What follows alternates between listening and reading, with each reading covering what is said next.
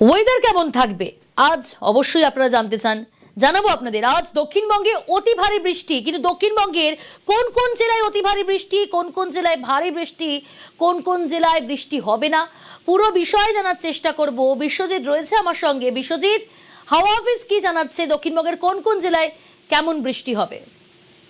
আজ দক্ষিণবঙ্গের বেশ কিছু জেলাতে আগামী রবিবার পর্যন্ত ভারী বৃষ্টির হলুদ সতর্কতা থাকবে। আজকেও ভারী বৃষ্টির হলুদ সতর্কতা রয়েছে।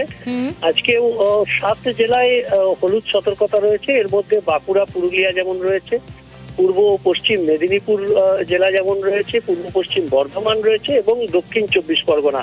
তবে কলকাতা সহ দক্ষিণবঙ্গের বাকি যে সমস্ত জেলা, সব জেলাতেই মেঘলা আকাশ এবং হালকা মাঝারি বৃষ্টি কয়েক পশলা হতে পারে, এমন পূর্বাভাস দিচ্ছে আলিপুর আবহাওয়া দপ্তর। সঙ্গে কোথাও কোথাও উপকূলে বিশেষ করে 30 থেকে 40 কিলোমিটার গতিবেগে দমকা বাতাস। দক্ষিণবঙ্গের জেলাগুলোতে অতি ভারী, কোনো কোনো জেলায় ভারী বৃষ্টিও হবে। পাশাপাশি উত্তরবঙ্গের পরিস্থিতিও জানতে চাইবো, উত্তরবঙ্গে কি বৃষ্টি হবে?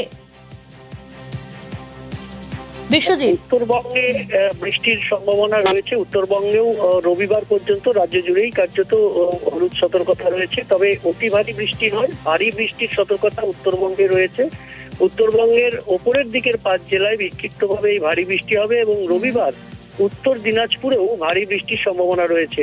উপরের দিকের 5 জেলা দার্জিলিং, কালিম্পং, আলিপুরদুয়ার, কোচবিহার এবং জলপাইগুড়ি, এই 5 জেলাতে বিক্ষিপ্তভাবে আজ এবং কাল বিক্ষিপ্তভাবে 2-3 জেলাতে ভারী বৃষ্টির সম্ভাবনা। তবে রবিবারে বৃষ্টির সম্ভাবনা একটু বাড়বে। রবিবারে দার্জিলিং সহ ওপরের 5 জেলা তো বটেই, উত্তর দিনাজপুরেও ভারী বৃষ্টির হলুদ সতর্কতা রয়েছে। পাশাপাশি মালদা ও 2 দিনাজপুরে হলুদ সতর্কতা রয়েছে। ঝড় বৃষ্টির, বজ্রবিদ্যুৎ সহ বৃষ্টির সঙ্গে 30 থেকে 40 কিলোমিটার গতিবেগে দমকা বাতাস বইতে পারে নিচের দিকের 3 জেলা। বেশ বিশ্বজিৎ, ধন্যবাদ।